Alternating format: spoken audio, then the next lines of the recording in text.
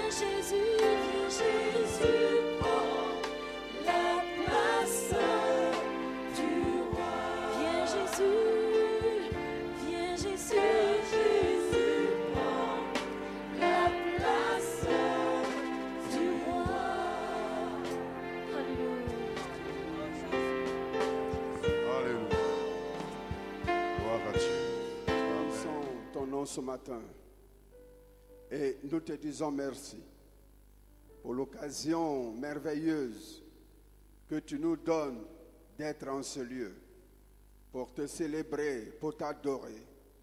C'est toi qui nous as gardés durant toute la semaine.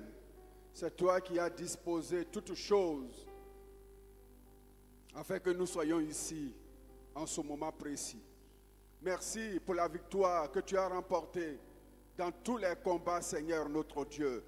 Merci pour le chemin que tu as plané devant nous, Seigneur. Merci, notre Dieu, pour l'onction que tu nous as donnée, pour que notre voix soit une voix glorieuse qui monte vers le trône de Dieu pour le célébrer et pour l'exalter. Nous prions que ce culte soit tout sous ton contrôle, Seigneur, et que tout ce qui est contraire à ta voix, à ta volonté, soit voué à l'échec, Seigneur. Prions que la disposition favorable de cœur, d'esprit, soit accordée à chacun de nous. Que la distraction s'éloigne de nos pensées, s'éloigne de nos cœurs, parce que nous voulons nous réjouir dans la présence glorieuse de notre Dieu. Nous voulons lui parler, nous voulons écouter Dieu nous parler également. Nous voulons sentir la joie de son esprit dans nos cœurs et dans nos vies, Seigneur. Donne un caractère spécial à ce culte de louange et d'adoration. Nous voulons te présenter au nom de Jésus-Christ tous ceux qui vont intervenir pendant ce culte. Que ta grâce les accompagne, Seigneur. Nous prions pour les chantres que tu nous as donnés en ce jour, pour nous accompagner dans la louange, dans l'adoration. Dieu, que ta grâce soit sur leur vie, que ton esprit soit sur leur vie, que ton onction soit sur leur vie, et que ces chants nous entraînent dans la gloire céleste. Bénis tous ceux qui ont effectué le déplacement pour être ici. S'il y a quelqu'un qui a fait un effort, oh mon Dieu, supplémentaire, pour être là parce que malade, parce que telle ou telle autre situation l'empêcherait d'être là, mais malgré tout, il est là, Seigneur. Nous prions que tu le visites et que tu brises les chaînes et que tu voues à l'échec les oppressions. Nous voulons être libres dans la présence de ce Dieu et le glorifier. Parce qu'il est venu nous a donné son Fils pour que nous soyons affranchis. Et il a dit, si le Fils vous affranchit, vous serez réellement libres. Nous voulons donc l'adorer dans la liberté de l'esprit. Bénis toute cette journée et bénis ce culte. Au nom de Jésus-Christ. Amen. Amen. Veuillez vous asseoir. Bonjour chers frères, bonjour chères sœurs. Et bienvenue dans la maison de Dieu, bienvenue dans la maison du Seigneur. N'est-il pas écrit que cette maison est la maison de prière? Tout ce qui est maison de Dieu est la maison de prière. Eh bien, que la grâce du Seigneur vous motive ce matin pour lui apporter l'adoration qui lui est agréable. Que Dieu vous bénisse.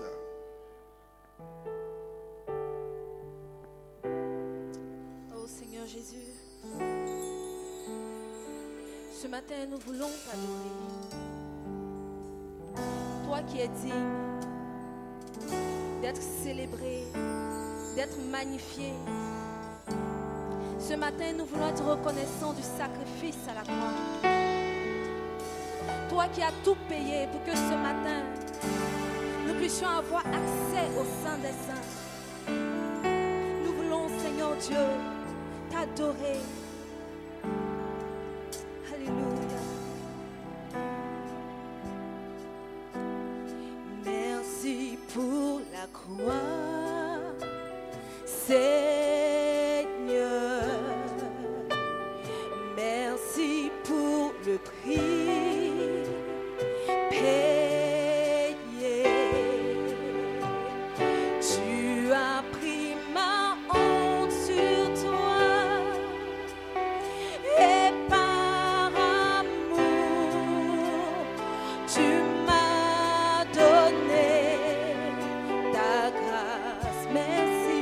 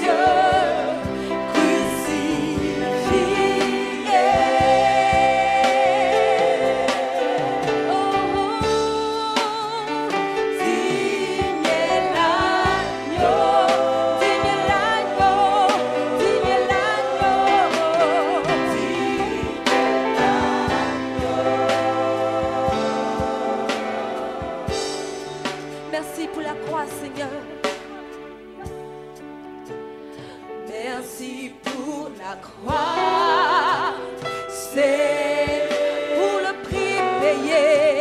Merci pour le prix payé. Tu as pris ma honte sur toi, et par amour, tu m'as donné ta grâce. Merci, merci pour ta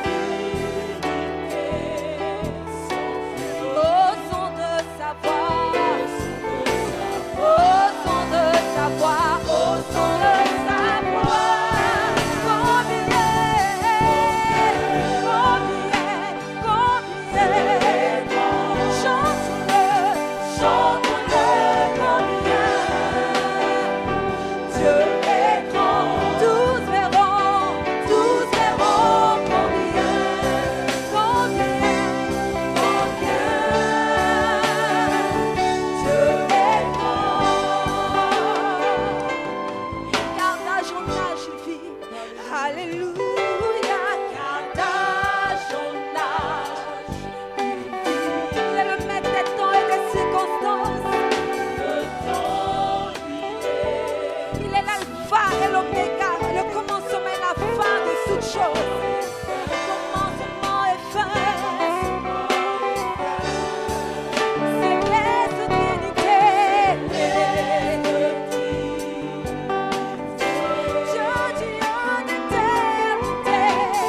Dieu d'éternité. Il est l'agneau divin. Il est l'agneau divin.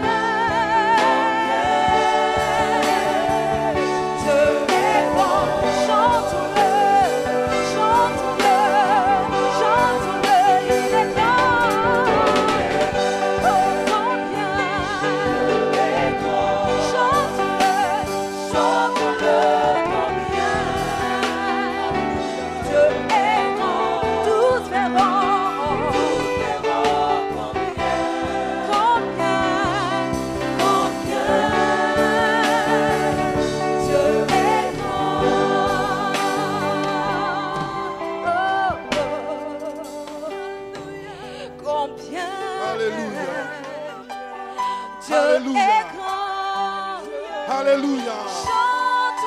Alléluia. Alléluia. Jésus. Amen.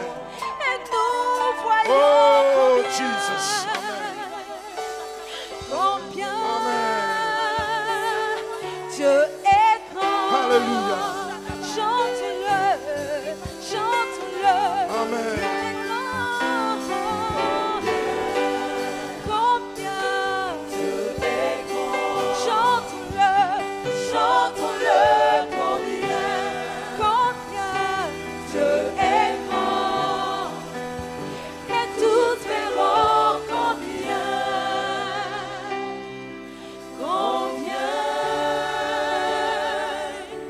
Dieu est grand. Alléluia. Alléluia. Et on peut acclamer le Seigneur. On peut acclamer le roi de gloire. Jésus de Nazareth. Non, non, non, non, non, non, non, non.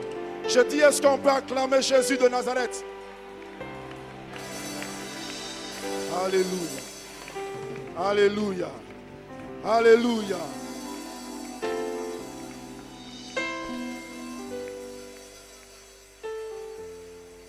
Quand tu lis on connaît l'histoire de Gédéon. Et ces textes bibliques-là nous font du bien. Gédéon a dit au Seigneur, où sont les miracles que nos pères ont vus? Où sont les miracles? Où sont les prodiges? Aujourd'hui, on vient passer du temps dans la présence de Dieu. Hier, je priais, je me demandais, Seigneur, mais pourquoi tu ne peux pas te manifester dans notre assemblée? Pourquoi tu ne peux pas te manifester par des guérisons miraculeuses? Pourquoi? Pourquoi? Tu as changé? Non. Il n'a pas changé. On court partout, on veut l'argent, on passe ici, on veut du travail. Mais la Bible dit, cherchez d'abord le royaume des cieux et toutes ces choses vous seront données. C'est notre droit devant Dieu de nous donner ces choses. On n'a pas besoin de demander cela. On a besoin de chercher d'abord le royaume de Dieu et sa justice. Et dans Actes des Apôtres, il est dit, il se mit à prier en de nouvelles langues. Ce matin, je vais vous demander un exercice. Et c'est pour ça que j'encourage beaucoup les frères à faire du sport. Quand tu fais du sport, tu as un peu plus d'endurance dans la prière. Faites un peu de sport, les dames, les mamans, les papas, les frères. Faites un peu du sport. Ça vous donne un peu d'endurance dans la prière. Oh, merci pour ton sacrifice qui nous donne la vie. Ton sacrifice qui nous restaure et qui nous renoue. Oh, merci toi de qui Jean-Baptiste disait, voici l'agneau de Dieu qui ôte le péché du monde. Jean pouvait dire, je pleurais parce que personne n'avait été trouvé digne d'ouvrir le livre, d'en rompre les sceaux. Mais l'agneau de Dieu a été présenté. l'agneau de Dieu est digne d'ouvrir le livre et d'en rendre les sceaux. Tu l'as fait pour nous, Seigneur. Alléluia. Tu l'as fait pour nous, Seigneur. Oh, agneau de Dieu, nous voulons te dire gloire à toi, agneau de Dieu. Alléluia. Oh, nous voulons dire gloire à celui qui s'est livré pour nous. Il fallait qu'une personne soit sacrifiée. Alléluia. Et c'est toi qui as accepté ce sacrifice. C'est pourquoi, Éternel, Jésus, nous voulons te dire gloire à l'agneau de Dieu. Alléluia. Tu n'as pas regardé comme une proie arrachée d'être égal à Dieu, mais tu t'es humilié. Tu as pris la forme de serviteur et tu es allé jusqu'à la mort. Et la mort de la croix à cause de moi. Oh. Alléluia. Alléluia. Oh. C'est pourquoi je peux déclarer: Jésus est l'agneau de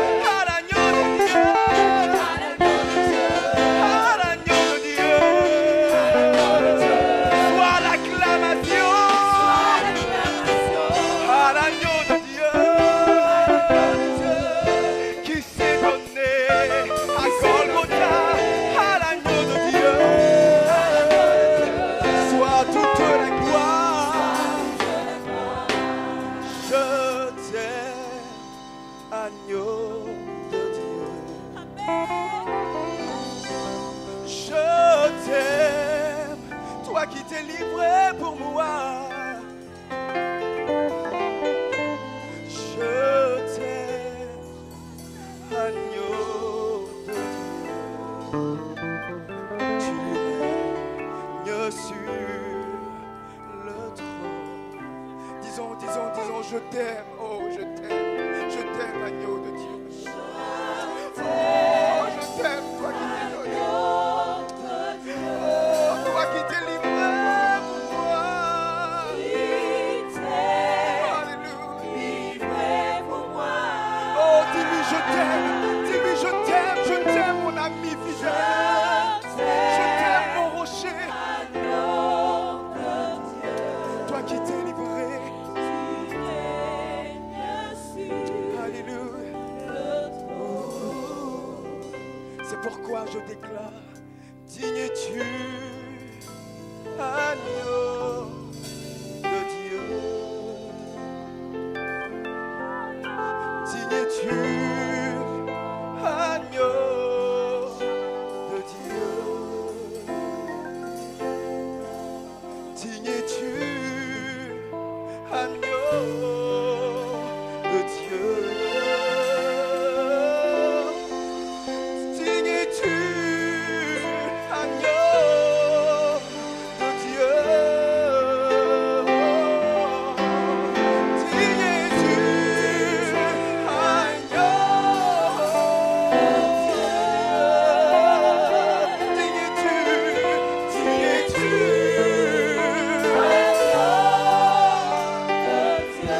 Digne es-tu, agneau de Dieu.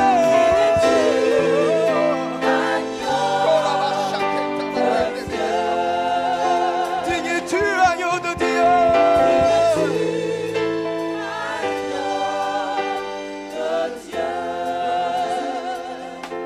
Élevé sois-tu, agneau de Dieu. Gloire à Jésus. Élevé sois-tu, agneau de Dieu. Merci Seigneur. Acclamé sois-tu, Merci, agneau de Dieu. Acclamé sois-tu, agneau de Dieu. Acclamé sois-tu, Seigneur. Alléluia. Agneau. Je t'acclamerai tant que je vivrai. Acclamé sois-tu, agneau. Merci Seigneur. Acclamé sois-tu, Alléluia. agneau de Dieu. Alléluia.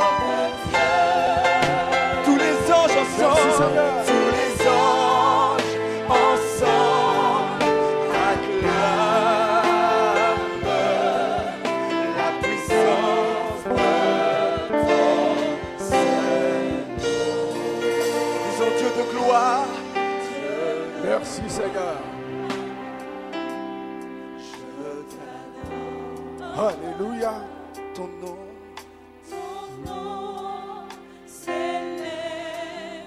Amen. C'est pourquoi de mes lèvres, Gloire à Jésus. oh à jamais je serai. Oui, je célèbre ton règne, ton règne et ton autorité. Ton autorité. Digne es-tu, Merci Seigneur. agneau de Dieu. Gloire. Tu es digne, agneau de Dieu.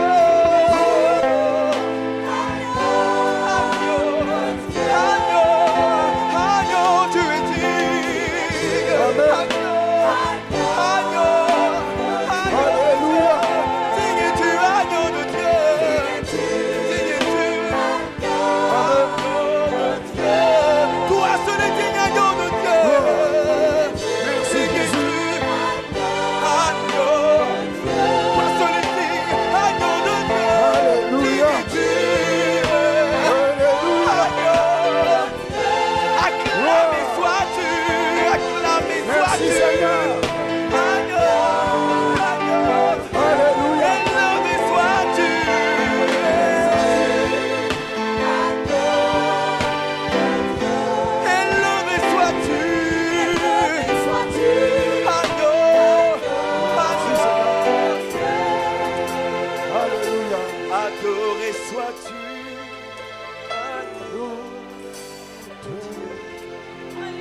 Alléluia. Alléluia. Alléluia. Alléluia. Alléluia. Acclamons le Seigneur. Jésus est vivant. L'agneau est réel. Et il est avec nous. À lui seul, toute la gloire. Alléluia. Merci Seigneur pour ta présence en ce lieu. Il y a un homme. C'était un homme comme toi, comme moi. Un homme naturel. Il avait entrepris un voyage sur la direction de son Dieu. Mais il était aussi en proie au doute, à l'inquiétude, à la pression de toute nature. Et il est arrivé quelque part, fatigué. Il s'est couché, mais il a pris un caillou qu'il a mis sous sa tête comme un oreiller. Et juste, quand il a commencé à dormir, il a vu une échelle. Il a vu là, dans le désert, les anges monter et descendre. Et brusquement, il s'est réveillé et il a dit, ah, ici, c'est la porte du ciel. Alléluia. Ici, c'est la porte du ciel. Nous sommes entre les quatre murs d'un bâtiment, mais nous sommes devant le trône de Dieu. Alléluia. Notre bâtiment, physiquement, mais spirituellement, nous sommes devant le trône de Dieu. Et on ne peut pas être devant le trône de Dieu sans l'adorer, sans l'exalter, sans lui exprimer toute notre reconnaissance, toute notre reconnaissance pour sa bonté, pour tout ce qu'il fait pour nous. Le chemin, il est long, celui qui sait. Mais il arrive aussi des moments où Dieu se révèle à nous pour nous édifier, pour nous réveiller. Alors, devant ce trône-là, nous allons l'adorer un moment avant de passer au repas du Seigneur. Nous allons chanter Agnus Dei. Alléluia. Ce Dieu qui est merveilleux. Nous allons le chanter de tout notre cœur. Et nous entrons ainsi dans l'adoration, devant le trône de Dieu. Dieu t'a donné l'occasion ce matin pour être là, pour ouvrir ta bouche et l'adorer. Rien que adorer ce Dieu grand et fort et vivant. Que le monde sache que Dieu a son peuple, que Dieu a ses enfants, qu'il adore et qu'il adore en esprit et en vérité. Que tous les bruits du dehors se taisent maintenant au nom de Jésus. Et que la seule chose possible soit l'adoration. Aujourd'hui c'est dimanche. Pas un dimanche comme les autres. C'est un dimanche spécial. Toute la semaine, Dieu m'a gardé, Dieu t'a gardé. Certains d'entre nous ont voyagé, certains ont entrepris certaines activités. Mais Dieu a permis qu'à ce moment précis, nous soyons dans sa maison. Nous soyons dans sa maison. Nous soyons devant son trône. Rien que pour l'adorer. Adorons le Seigneur.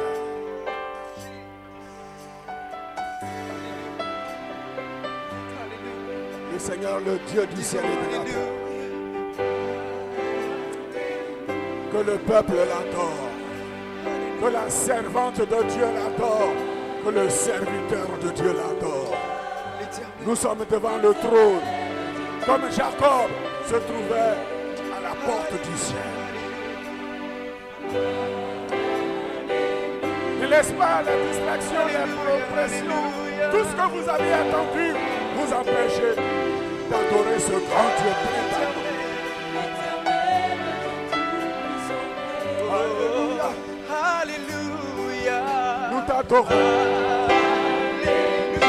Nous te célébrons. Tu es saint. Notre Dieu. Grand Dieu qui nous a donné la vie par son Jésus, tu nous as fait la promesse d'être toujours avec nous. Merci pour ta présence en ce lieu. Merci de nous placer devant ton trône. Reçois mon adoration. Oh,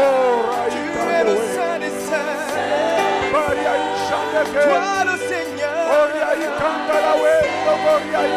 Tout-Puissant,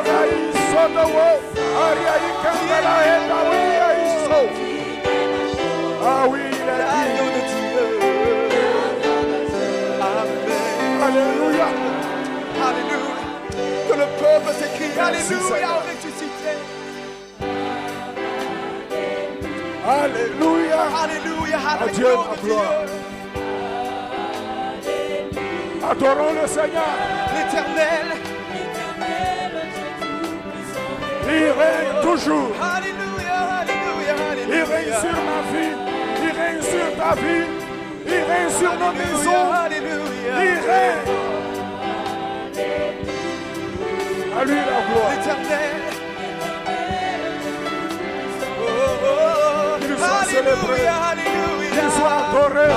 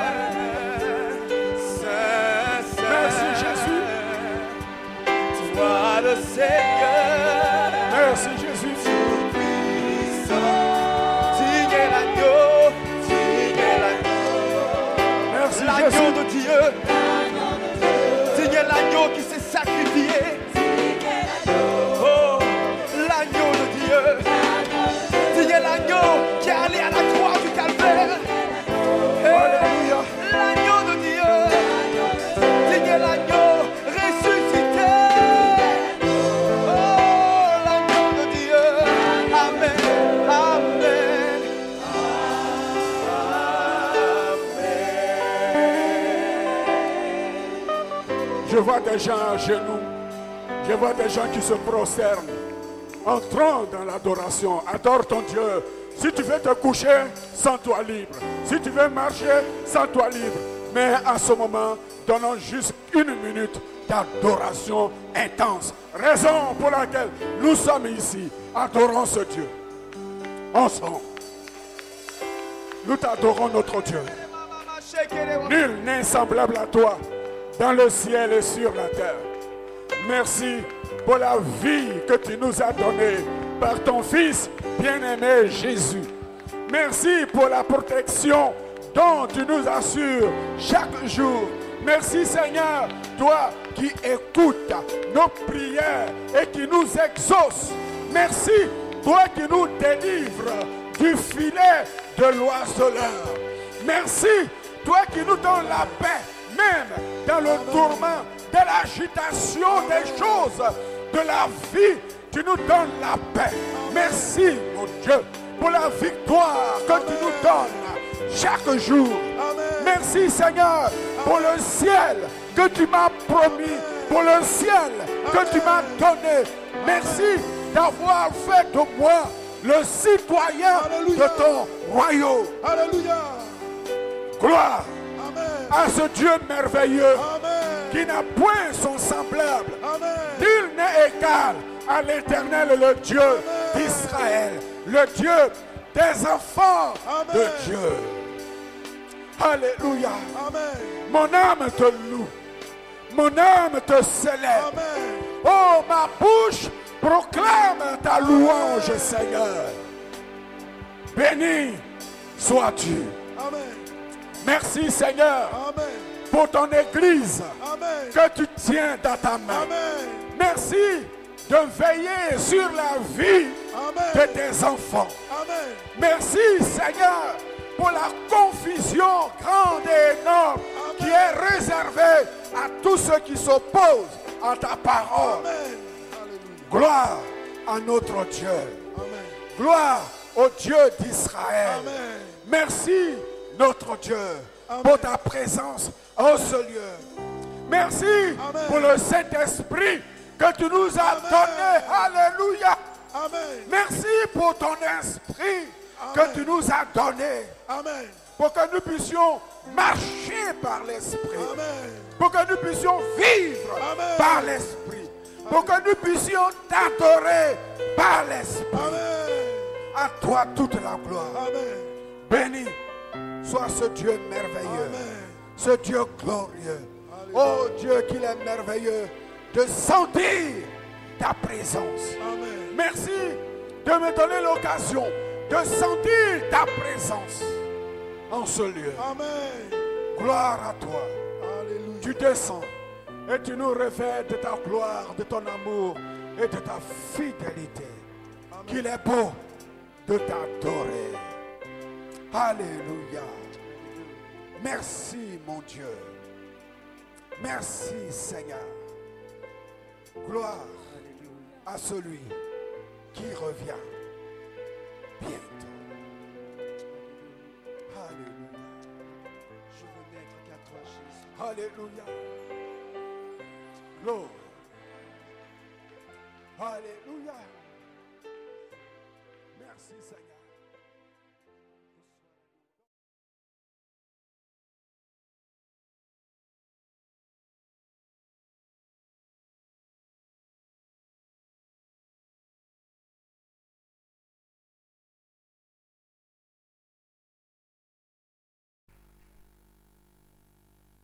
Nous prions le Seigneur. Béni sois-tu pour ta parole. Ta parole n'est pas la parole d'un homme, mais c'est ta parole. Donne-nous le sentiment d'écouter Dieu, le cœur disposé à entendre la voix de l'Éternel, notre Dieu. Bénis ton serviteur qui est juste un canal entre tes mains, qu'il ait toute la latitude, la liberté d'expression, Seigneur. Que tout ce qui voudrait l'empêcher de dire ce qu'il a sur le cœur soit ôté au nom de Jésus et que le zèle de ton esprit l'anime, Seigneur, afin que nous soyons bénis au travers de cette parole, au nom de Jésus-Christ. Amen. Alléluia. Que Dieu vous bénisse ce matin.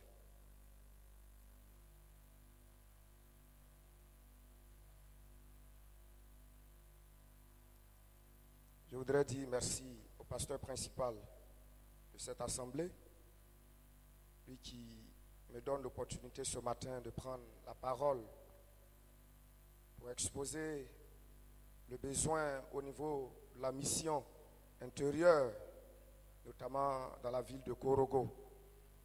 Que Dieu bénisse son serviteur. Merci aussi pour votre attention. Merci pour le soutien dont vous êtes pour nous par rapport à cette formation pastorale. Merci à tous les membres du conseil et merci à toute l'Église. Que Dieu vous bénisse. Nous allons prendre nos Bibles et trouver notre texte dans le livre de 1 Chronique.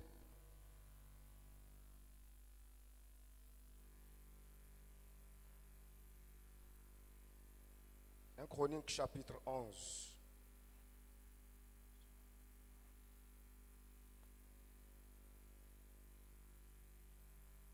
À partir du verset 1er. 1 Chronique chapitre 11 à partir du verset 1er. Qui ont dit à David, tu n'entreras point ici. D'où le thème, les défis de la vie. Alléluia. Les défis de la vie. Frères et sœurs, la vie que nous menons dans son vécu quotidien, à chaque instant, cette vie-là nous offre des situations difficiles. Et chacun les interprète comme il veut, comme il entend. Et Dieu permet ces choses afin que nous connaissions davantage de la croissance avec lui, afin que l'enfant de Dieu et le peuple de Dieu en général soient un peuple équilibré. Dieu donc, dans la vie, dans son vécu, nous permet d'affronter ce qu'on appelle des défis. Alléluia. David, l'homme de Dieu, sera confronté à ces propos des Jébusiens qui vont tenir tête à David pour lui dire, tu n'entreras point à Jérusalem. Mais la réaction que David va avoir vis-à-vis de ces propos, vis-à-vis de ce défi que les Jébusiens vont lui lancer, ces propos nous enseignent, sa réaction nous enseigne. C'est pourquoi nous allons voir ce qu'on appelle le défi selon le dictionnaire. Après, nous verrons la compréhension biblique que Dieu donne par rapport aux défis. Nous verrons également quelques situations de défis que Dieu nous donne dans sa parole. Et enfin, nous verrons comment, par la grâce de Dieu et selon le texte que nous avons lu, comment donc relever ces défis par rapport au soutien du Seigneur. Le défi, selon le dictionnaire, nous est présenté comme une entreprise difficile, une tâche difficile. Et cette tâche nous demande nos compétences. Cette tâche exige les capacités de l'homme, que ce soit par rapport à une personne, comme dans un groupe de façon collective. Le défi donc est une situation difficile. Voici la définition que nous donne le dictionnaire.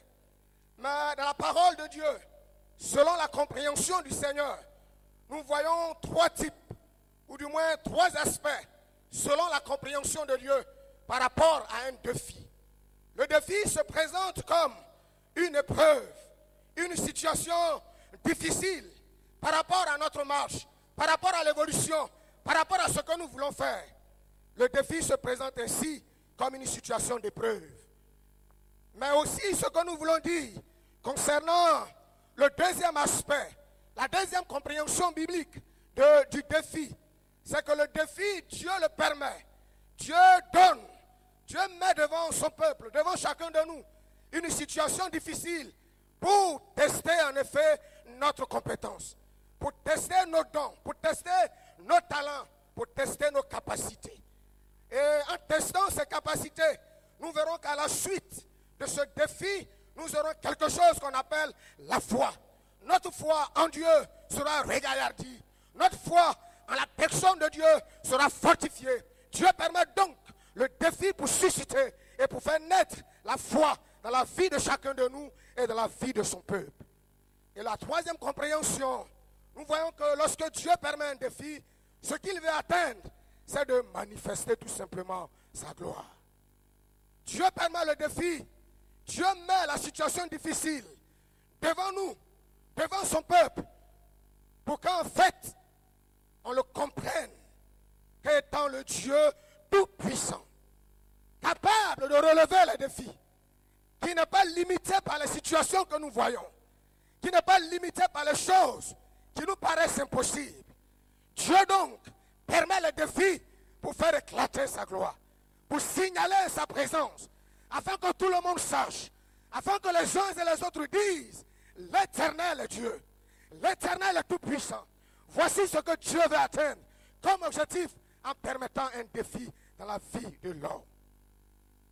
Frères et sœurs, devant donc cette compréhension biblique, nous pensons que devant le défi, ce n'est pas la peur qui doit nous animer, ce n'est pas l'inquiétude qui doit nous animer, mais ce qui doit être notre force, c'est la joie, parce que nous savons que devant le défi, Dieu a un plan accompli pour nous. C'est ça. Donc si tu te trouves devant un défi, devant une situation difficile, et que tu penses que cette situation est pour ton humiliation, mais ce matin, Dieu voudrait te dire que le défi qu'il permet, la situation qu'il permet, c'est pour faire éclater sa gloire et pour te permettre de savoir qu'il est le Tout-Puissant. Donc tu n'as pas droit à t'inquiéter, à avoir des soucis. C'est vrai, humainement parlant, devant la réalité, on peut prendre du recul. Mais Dieu voudrait nous encourager ce matin à relever les défis avec lui. Ce matin, à affronter les défis avec lui. Alléluia. Dans la Bible, nous voyons que beaucoup d'exemples concernant le défi nous sont présentés. Dans un roi, ou du moins un Samuel, le chapitre 17, David sera confronté à une situation difficile. J'allais même dire au départ, toute la nation d'Israël sera confrontée à un défi. Il a dit qu'un homme du nom de Goliath, puisque Israël et les Philistins étaient en guerre, et quand ils vont se rancher en bataille, en rang de guerre, il a dit qu'un homme du nom de Goliath va sortir des rangs des Philistins et il va lancer un défi au peuple d'Israël, à l'armée d'Israël. Et le peuple, l'armée tout entière, sera confronté à ce défi. Et l'armée va rester craintive, dans la peur, ne sachant comment faire. Mais là, Dieu qui trace la vie des uns et des autres, Dieu qui maîtrise les circonstances, va permettre que David, qui n'y était pas au départ, soit dans ce lieu de bataille. Et quand il va arriver et qu'il va entendre les propos insultants de la part de Goliath vis-à-vis de l'armée de Dieu, mais David va avoir le cœur vivement touché. Il va comprendre qu'effectivement il y a quelque chose qui se passe. Et il va te saisir donc de ce défi qui avait une portée nationale. Il va en faire une situation personnelle. Il va dire, je me lèverai et j'affronterai ce Goliath. Je le tuerai, je l'abattrai. Alors que toute l'armée d'Israël, l'élite d'Israël, avec le roi Saül, tout le monde est resté là sans rien faire. Mais voici, Dieu va susciter un homme. Il va susciter David pour aller affronter ce défi. Je vous l'ai dit, frères et sœurs, qu'au travers de défis que Dieu met devant nous, ce qu'il veut atteindre, c'est de nous élever. Vous ne dites pas amen pour cela. Regardons un peu la suite. Lorsque David va affronter Goliath et qu'il va le tuer, mais il va dire par la suite que par rapport aux femmes qui vont chanter, David a tué 10 000, Saül a tué 1000. Mais Dieu, en permettant ce défi, voulait élever David aux yeux de tout le peuple, pour que désormais tout le monde sache que David serait l'homme élu par Dieu. Dieu met donc le défi pour notre élévation. Dieu met le défi devant nous pour pour permettre que notre vie ait un sens devant lui. Ne fuis pas le défi qui se trouve devant toi. N'abandonne pas le défi qui se trouve devant toi. N'abandonne pas cela. Mais comme David dit à ce Goliath, que tu viens contre moi avec les lances, avec le javelot, avec les armes de guerre, avec ton pouvoir. Mais moi, je t'affronte aujourd'hui. Je viens contre toi, non pas avec des choses matérielles, mais je viens contre toi au nom de l'Éternel. C'est au nom de l'Éternel que je t'affronterai. Non pas avec une arme quelconque, non pas avec un pouvoir quelconque, mais je t'affronte avec le Tout-Puissant, avec le nom du Dieu vivant, avec celui qui m'a appelé, avec celui qui m'envoie. Goliath va dire, je te tuerai et je donnerai ta chair aux oiseaux du ciel. Il va minimiser David. En fait, David était minimisable. Devant Goliath, il faisait peur. Il était puissant. Saül va dire, il est armé depuis sa jeunesse. Il a connu les guerres depuis sa jeunesse. C'est un homme expérimenté. Mon enfant, tu ne peux pas l'affronter. Et il va le revêtir des armes, de l'armure. Mais non, Dieu n'a pas besoin de cela. Dieu a besoin de la confiance. Dieu a besoin d'un cœur déterminé, d'un cœur engagé, qui sait qu'avec lui, on peut relever les défis. C'est ce que Dieu attend. David n'était pas expérimenté par rapport à Goliath. Il n'était pas armé par rapport à Goliath. Si tu comptes sur tes forces matérielles, tu vas échouer. Tu vas échouer. Parce que Goliath est un homme de guerre. Il est puissant. Et ce n'est pas par ta puissance, ce n'est pas par ta force que tu pourras l'affronter. Mais c'est par l'Éternel des armées, par le Tout-Puissant, lui qui est au-dessus de tout. C'est lui qui te donnera la force, qui te donnera le courage, qui te donnera le pouvoir, qui te donnera la victoire. Je viens contre toi au nom de l'Éternel. Et à la suite, Dieu va se glorifier. Dieu va glorifier son nom. Pour qu'on sache qu'en effet, on ne peut pas tenir des propos insultants. Oh, et cela va rester gratuitement vis-à-vis de Dieu. Non. Dieu va se servir donc de son serviteur pour élever son nom davantage.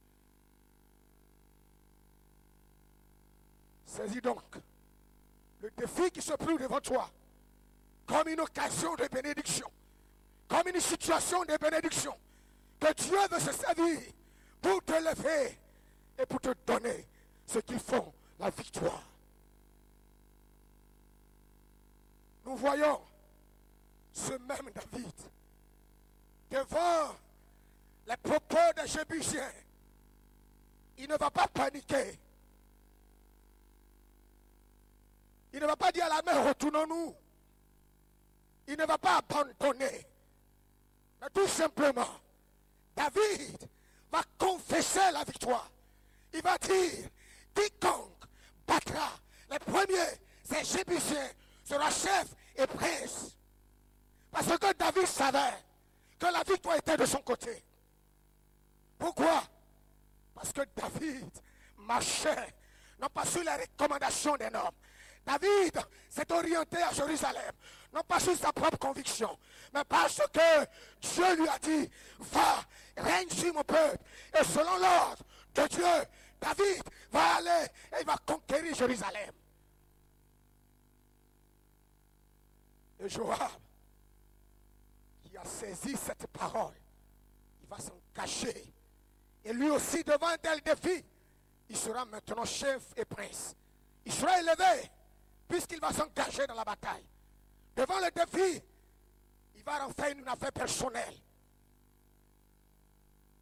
nous voyons que par la suite, Joab sera le chef d'état-major de David. Pourquoi? Parce qu'il s'est engagé à relever le défi. Alléluia. Deuxième exemple, nous trouvons cela dans Matthieu le chapitre 14. Par rapport à la multiplication des pains.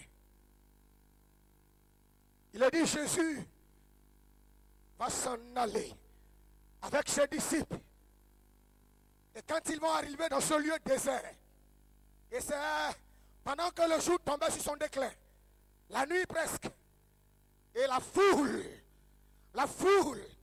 va le suivre, va suivre Jésus pour écouter l'enseignement, pour recevoir le miracle de Dieu. Et pendant que cette foule était auprès de Jésus, la Bible dit que Jésus va lever les yeux et il va regarder la foule. Elle était abattue, languissante, comme des hommes, personne pour les diriger.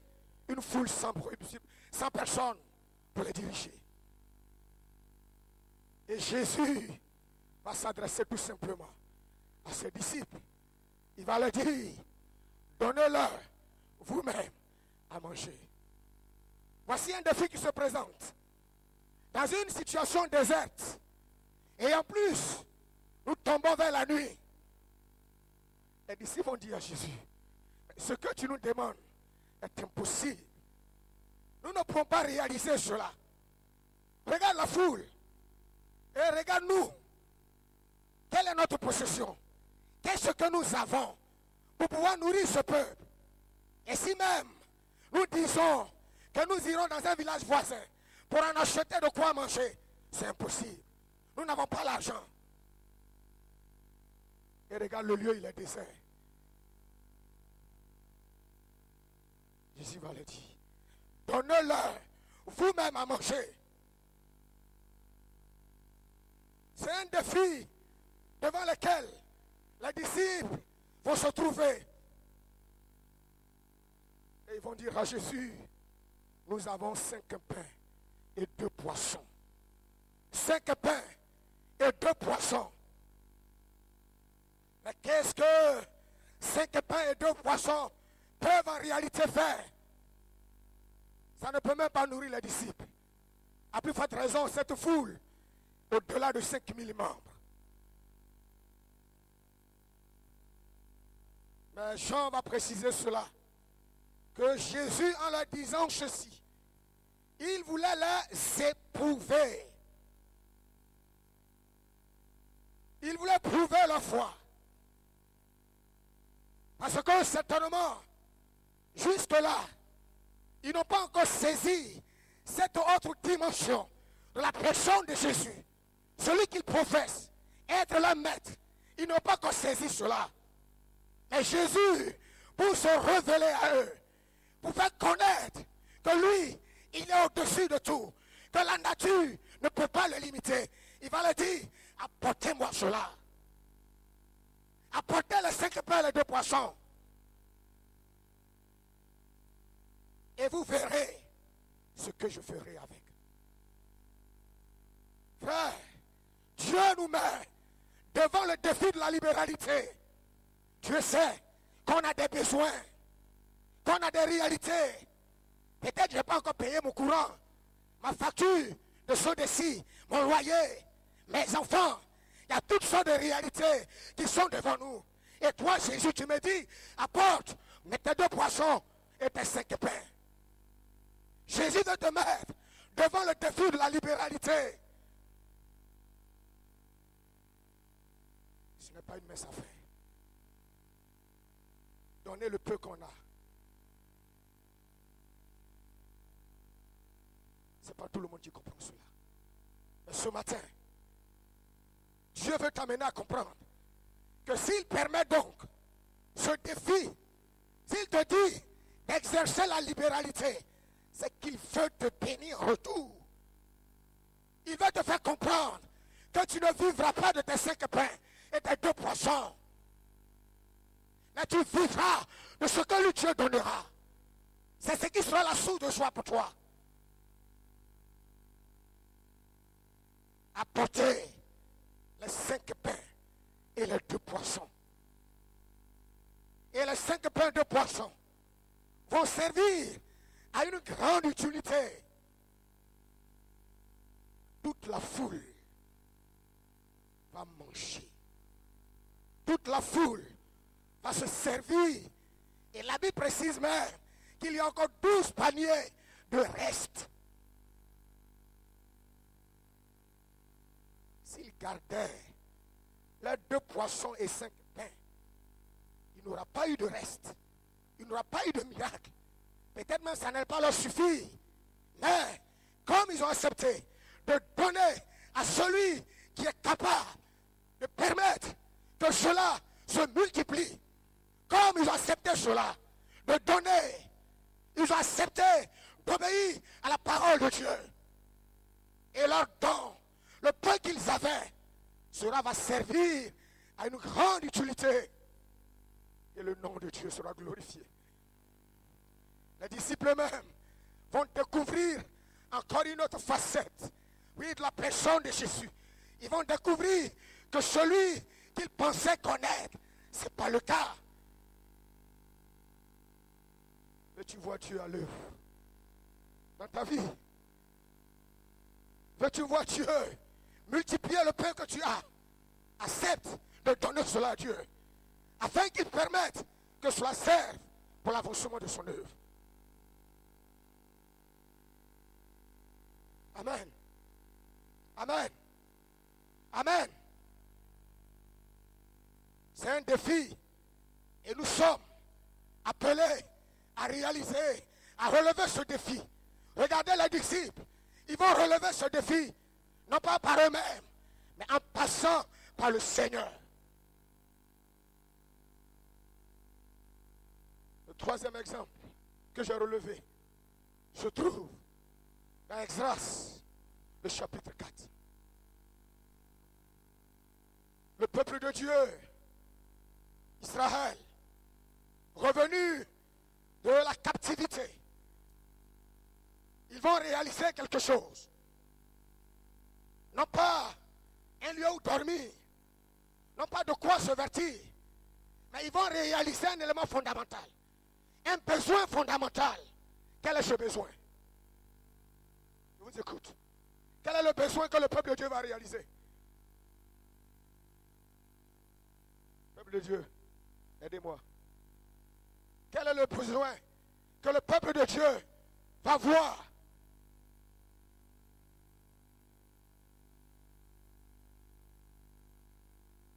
C'est là. Merci frère. Parmi tant de besoins, parce qu'on sait qu'un homme qui en effet revient d'une captivité, il a plus toutes sortes de besoins. Mais ce qui va intéresser le peuple de Dieu, cela sur quoi ils vont focaliser leur force, c'est la reconstruction du temple de Dieu. Parce que cela est au centre de leur vie. Le temple de Dieu est au centre des adorateurs que nous sommes. On ne peut pas adorer Dieu de façon conséquente, comme il se doit, si nous n'avons pas un lieu où nous rassembler. C'est un défi. Le pasteur Ayuma disait que l'Église nationale veut reconquérir le territoire, la Côte d'Ivoire. Mais s'il n'y a pas de lieu de culte, comment, de façon même palpable, nous pouvons montrer à une tierce personne que moi j'appartiens à un Dieu? Le temple est l'un des éléments visibles qui nous permet et qui nous caractérise. Je suis chrétien. Tu vas à l'église où? Chez moi à la maison. Comment rassembler le peuple de Dieu? Comment permettre que la parole de Dieu, comment permettre que l'évangile connaisse la prospérité dans les cœurs, dans les vies, s'il n'y a pas de lieu pour les rassembler? Frère, Église, c'est à ce besoin qu'au nord nous sommes confrontés. Une ville comme Korogo à la dimension de la ville de Daloa. Et aujourd'hui, je me demande si la ville même n'a pas dépassé les proportions de Daloa. Parce qu'elle évolue tellement vite. Nous n'avons que 2 lieux de culte. Pour une ville qui compte une vingtaine de quartiers.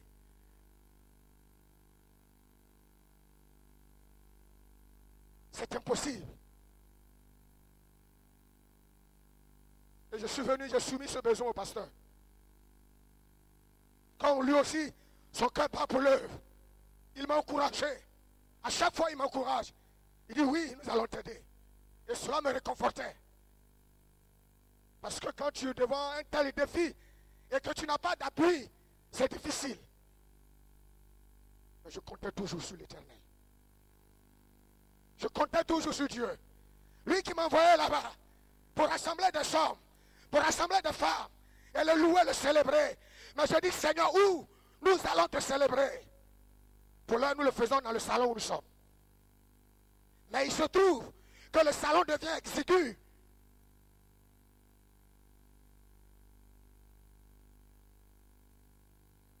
Le besoin d'avoir un tabernacle. Un tabernacle. Quand nous étions arrivés, il n'y avait pas de lieu. Il y a une soeur, elle est corogolaise. Et elle a appris que les propriétaires terriens vendaient une superficie de 1200 mètres carrés, 30 sur 40, à 2 500 000. Et ils étaient pressés pour récupérer l'argent. Comment faire? Comme la soeur, elle a affilié aux banques, elle allait prendre un prêt. Elle dit, pasteur, si on ne fait pas cela, ils vont donner à quelqu'un d'autre. Achetons cela à crédit pour l'heure et mettons la main dessus. On va voir comment nous allons rembourser la banque. Mais si ce terrain qui a été acquis au nom de l'église et à crédit reste sans tabernacle, sans érection de mur, mais comment? Et c'est un vaste quartier. Ne pensez pas que seulement ce sont les Corogolais, les autochtones, non. Aujourd'hui, on parle de redéploiement. Il y a toutes sortes de détenus à Korogo. Des étrangers même, des Ghanéens, des Nigérians. Tout ce monde doit être gagné à l'évangile. Mais c'est un défi. Et Dieu compte sur son peuple pour donner les 5 pains et les 2 poissons. Et que lui multiplie cela. Frères et sœurs, si ce matin, je me tiens devant vous, c'est le besoin de tabernacle qui s'élève à hauteur de 3 millions.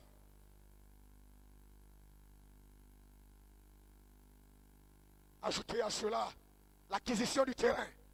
Et comment même après élever des murs pour fermer le tabernacle, afin que là, on puisse adorer Dieu. On va dire, mais c'est quelque chose de portée nationale. Oui, c'est vrai. David avait su que les propos insultants, les défis qui étaient lancés, c'était pour toute l'armée. Mais il n'a pas dit, tout le monde allons-y. Mais toi va d'abord, mais ceci d'abord. Mais il s'est levé, non pas par orgueil, mais par le courage, par l'amour qu'il a pour Dieu et pour son œuvre. Il a relevé le défi. Dieu attend de toi. Peut-être, tout le monde écoute, mais cette parole s'adresse à toi seul même. Tu peux te lever et dire, pasteur, moi, je relève ce défi, même si il est de portée nationale. Et tu verras si le Seigneur t'oubliera. C'est le défi qui se trouve devant nous. Et ici à Cocody aussi, je sais qu'il y a des défis. L'église en construction. Et cela demande de l'argent. Mais le pasteur, que le nom de Dieu soit béni pour lui, il a voulu faire passer cela. Comprenez donc le geste de votre pasteur. Et permettez que l'église, le quartier de Korogo, qui est vraiment éloigné de l'église mère puisse trouver un lieu de culte. Les dimanches, plus jeunes ne vont pas à l'église. Et quand tu passes pour demander, pasteur, je n'ai pas de transport, parce que c'est loin, et mes enfants, ceux qui vont, ils laissent leurs enfants à la maison. S'il vous plaît, faites parler vos cœurs, afin qu'ensemble, nous relevions ce défi. Et qu'on dise un jour, l'église de Cocody a posé un acte dans l'église de Korogo, dans un quartier. Et Dieu n'oubliera jamais cela.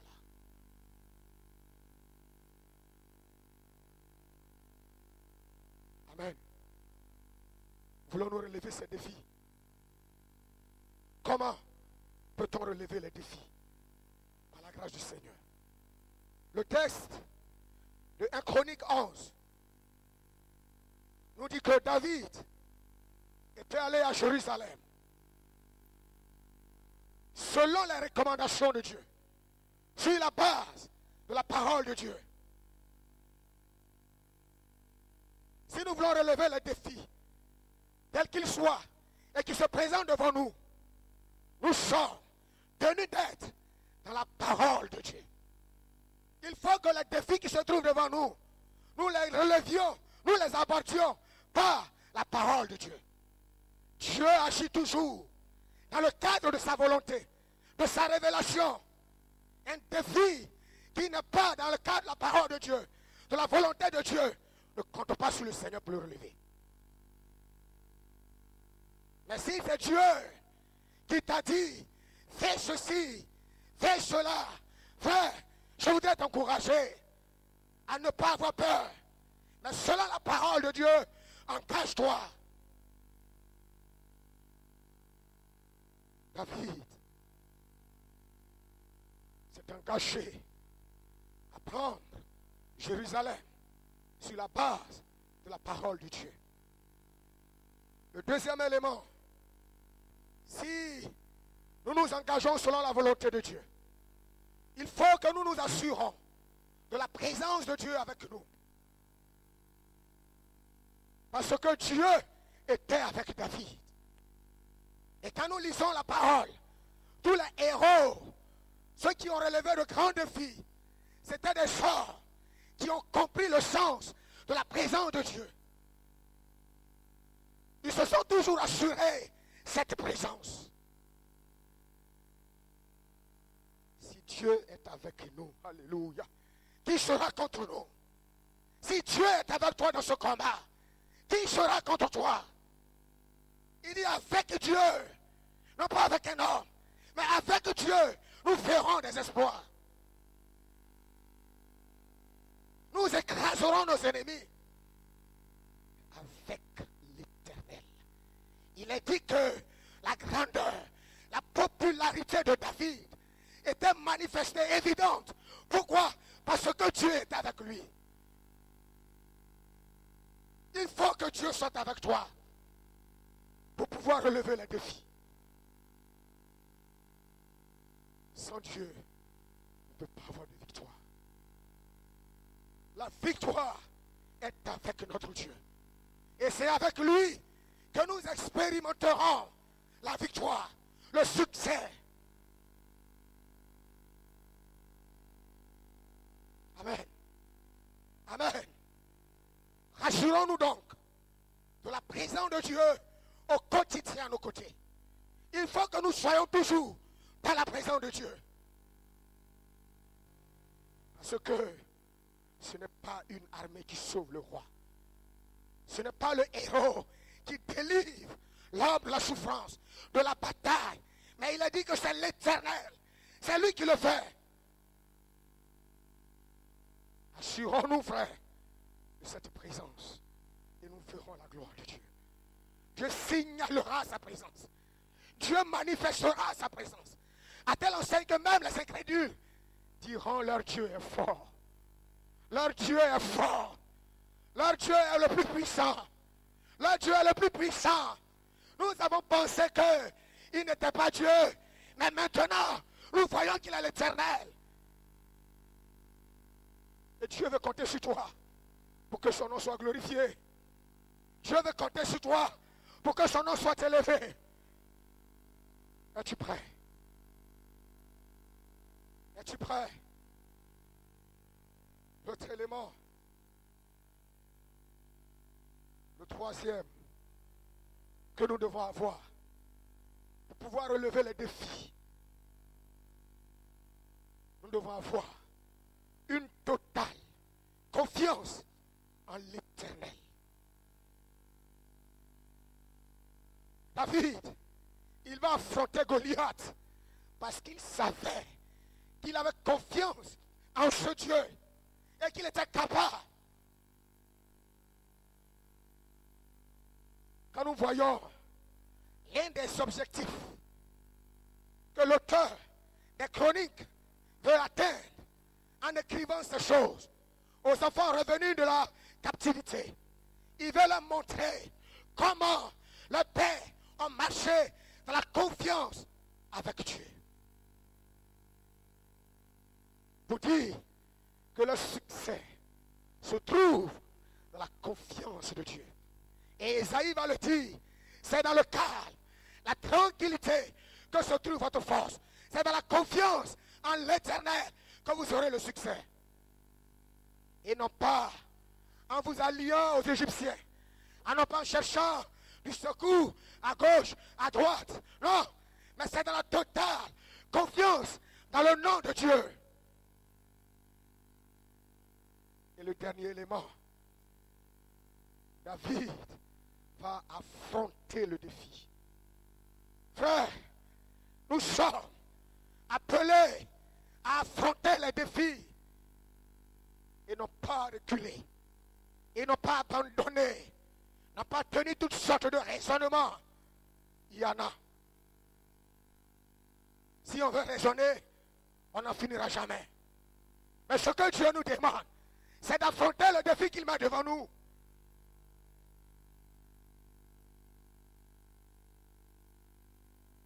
Dieu veut relever le défi. Et avec toi, il veut relever ce défi. C'est pourquoi n'aie pas peur. N'aie pas peur. N'abandonne pas devant la réalité, quelle qu'elle soit. Non. Dieu va fortifier son peuple. Les leaders, Zorobabel, va fortifier Josué et les autres. Par la prophétie de Zacharie, il va le dire.